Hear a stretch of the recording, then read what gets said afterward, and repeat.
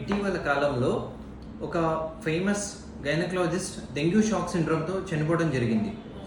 చాలామంది చేస్తున్న మిస్టేక్ ఏంటంటే డెంగ్యూ జ్వరం ఉందని తెలిసి వార్నింగ్ సైన్స్ ఉన్నా కానీ హాస్పిటల్ రాకుండా ఆ ఇంట్లోనే టాబ్లెట్స్ వాడదాంలే, లేకపోతే పపాయ తిందాం, ఆకురసం తాగుదాం, తగ్గిపోతుందిలే అని నెగ్లెక్ట్ చేయడం ఎక్కువ అవుతుంది.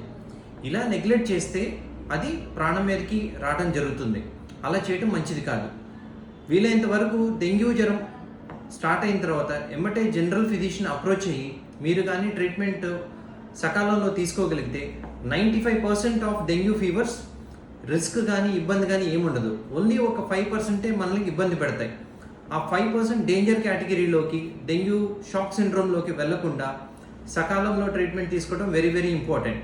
అలానే రక్తం పల్సగా ఉండే ట్యాబ్లెట్స్, ఎస్పెషల్లీ ఆస్పిరిన్ డెంగ్యూ జ్వరం వచ్చినాక వాడకూడదు.